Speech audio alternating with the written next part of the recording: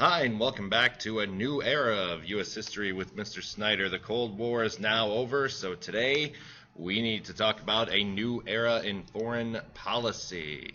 So when the Cold War comes to an end, Americans hope that a new era of peace dawns, but instead of that, the Americans' foreign policy during the Bush years after the end of the Cold War does not lead to peace, but to dangerous regional conflicts.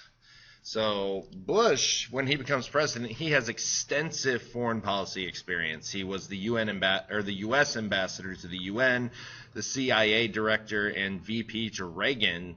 One of the first things he does is goes after the drug trade, or keeps going after the drug trade after Reagan started it. Groups in Latin America supply a lot of the illegal drugs to people in North America. So in December 1989, Bush invades Panama and arrests dictator Manuel Noriega for drug trafficking. In China, in Beijing, seeing what had gone on in Eastern Europe, pro-democracy students staged protests in Tiananmen Square. Rather than hear them, China rolls tanks into the city, killing hundreds of protesters and imprisoning many activists. Bush condemns this and imposes sanctions on China, but he does not cut ties to the country altogether. Here you can see the famous photo of a man standing defiantly in front of tanks, not letting them into the square. Unfortunately, they believe he was taken into the back alley and shot for doing that. In South Africa, the situation is coming to a head. The South African government is an oligarchy. It's controlled by whites, and whites make up a very small percentage of South Africa's population. And these whites maintain a system of apartheid. And apartheid is segregation. It's our segregation between blacks and whites. Nelson Mandela is the leader of the anti-apartheid movement, and he has been imprisoned since 1962. Protests grow around the world for this to end, and American companies actually divest or withdraw their investments from South Africa. So to invest in something is to put money into it. Divesting is taking it out. Mandela is released from jail in 1990, an apartheid system is dismantled, and he is also elected their first leader in 1994 of the new South African government, and they've since been developing. In 2010, they hosted the FIFA World Cup for the first time in the continent of Africa, and they have been developing as a country ever since.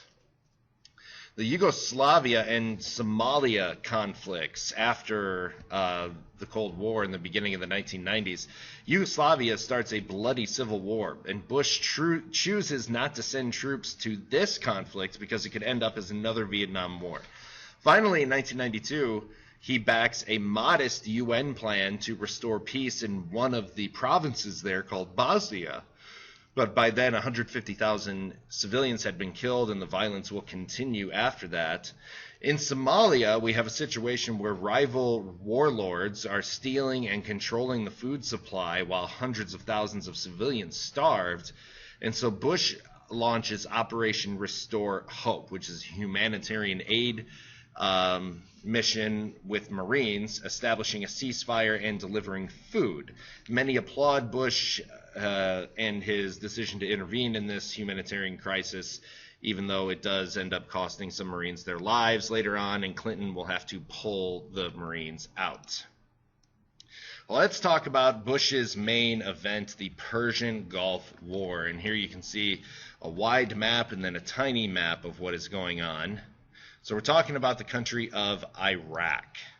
And Iraq is led by this man, Saddam Hussein. He's the dictator of Iraq. He does what he wants.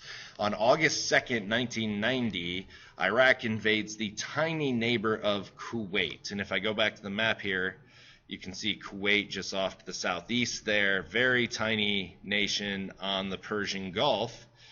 And so he wants to control Kuwait's oil deposits. And the United States is concerned at this point that it's going to give Hussein too much influence in world affairs if he controls 20% of the world's oils. And we are huge allies with Saudi Arabia. And we're afraid that next, Saddam Hussein is going to decide that he wants to invade Saudi Arabia and take those oil deposits. So we don't want that to happen. Bush gets on the phones and creates a UN coalition backing him and demanding that Iraqi troops withdraw. He then sends 500,000 U.S. troops and puts them in Saudi Arabia, and they amass themselves on the Saudi Arabian border next to Iraq to protect our oil interests. And then we start a bombing campaign on January 16th, 1991, called Operation Desert Storm. And the leaders of this are General Colin Powell, the chairman of the Joint Chiefs of Staff, and General Norman Schwarzkopf. Stormin' Norman, they would call him, and he devised the strategy. We'd spend 5 weeks starting in January bombing Iraqi forces and Iraqi strongholds in Iraq, and then Iraq actually launched Scud missiles back on the U.S. forces and throw Israel in there because they're Jewish and they don't like them. They do little damage, but many fears are that they are equipped with chemical warheads because Iraq in the 1980s had been using and practicing chemical warfare on some of its own people just to see how effective it was. So after the bombing, coalition troops cross into Kuwait. It only lasts 100 hours because Iraqi troops either fled or surrendered immediately to U.S. forces. While they're retreating, they light Kuwaiti oil wells on fire along the way, and putting out an oil well fire is very, very difficult. You basically have to just close off the well in order to stop the fire. But by the end of February, Iraq agrees to a ceasefire. They lose 25,000 soldiers. The U.S. loses 148, and Bush claims we'd kicked the Vietnam syndrome since this was such a victory. Coalition forces enforce the UN ceasefire resolution, but we make a compromise that we probably shouldn't have. We said if Iraqi forces leave Kuwait, we would not invade Baghdad to remove Hussein from power. So Hussein and his regime get to stay in power, and it won't be until 12 or 14 years later when he is kicked out of power by Bush's son, George W. Bush, in the 2003 Iraq War. In the 1992 presidential election, you've got George Bush versus William Jefferson Clinton. Unfortunately, Bush went back on his promise and raised taxes, and he's a Republican. He's not supposed to do that, but he didn't want the national debt to keep ballooning the way it was. So people voted for William Jefferson Clinton, and he wins. He is promoted as what's called a New Democrat, which means he wants to reconcile liberal and conservative ideas because his ideas are a strong national defense and tough on crime, which is usually a Republican ideals, but then free trade, welfare reform, and more cooperation with corporations. Ross Perot, a man by the name of H. Ross Perot, also runs for president. People vote for him. He doesn't get any electoral votes, but he does take away votes from Bush. So Clinton wins the electoral vote, and Democrats also retain control of the House and Senate, so we have a unified government. He's going to be able to do what he wants. But we'll talk about his domestic policy later. Right now we're going to focus on his foreign policy. So back in Yugoslavia, Bush doesn't want to send U.S. troops. I guess we already kind of talked about that. And in Somalia, yeah, never mind. Here's what I wanted. Clinton actually has to withdraw the troops after the high casualty rates, and that stems from the Black Hawk Down incident where a chopper was actually shot down over the city of Mogadishu, and the people were tortured and taken into captivity. The pilots were. We had to rescue them. Haiti, the small nation of Haiti, just south of the United States, newly elected President Aristide is overthrown by the military. Can't wait for you guys to point that out to me.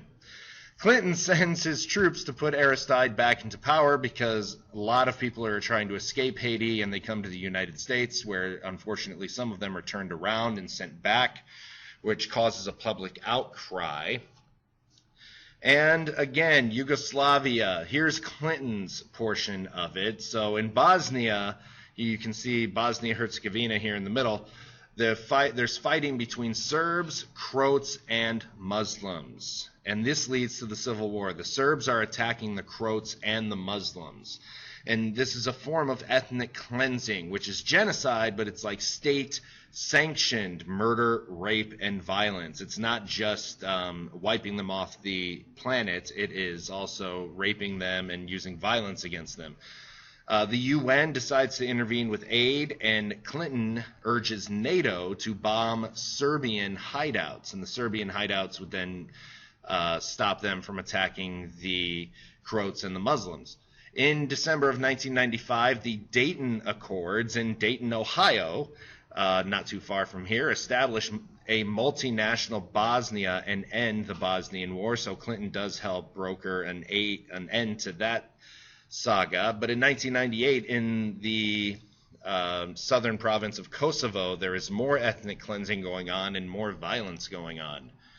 And then finally in Rwanda, Clinton did not intervene, and other world leaders did not intervene here and were criticized for not doing so. But Rwanda's majority Hutu population, which is about 75 to 80% of the population, they commit genocide against the minority Tutsi population and kill over 800,000 members. And 2 million people start fleeing Rwanda, starting to create a refugee crisis for the UN. If you ever get a chance to see the movie Hotel Rwanda with Don Cheadle, please do. It is a fantastic movie. I think it came out around 2004. Great movie. Please see it. And then finally, the United States in the Middle East. The Clintons also tries to broker peace deals with some Middle Eastern organizations, including Palestinian leader Yasser Arafat and Israeli leader Barak to Camp David to work on a peace agreement there. So this is between the Palestinians and Israel. They do not get one signed, and violence in Israel continued. And then we also have to start dealing with al-Qaeda in the 1990s. Al-Qaeda, or al-Qaeda, however you want to say it, they explode a bomb beneath the World Trade Center in New York. It kills 6 people and injures over 1,000, but it does not knock it down, which was their goal. Al-Qaeda is led by Osama bin Laden, who fought in Afghanistan against the Soviets and forms the organization of Al-Qaeda, to end U.S. involvement in the Middle East. He also attacks embassies in Kenya and Tanzania. Make sure you know those are U.S. embassies there, and kills 225 people. He also bombs a U.S. warship off the coast of Yemen in the Middle East and kills 17 sailors. And despite these attacks, Americans remained focused on Clinton's domestic issues at home, like the booming economy and his sex scandal with Monica Lewinsky, which we will get to next time. So that's all I have for you today. Make sure you fill out your learning targets. I apologize for the Somalia and Yugoslavia slides being on there multiple times, but just different views of it. So fill out your learning targets, and I'll see you back here. Bye-bye.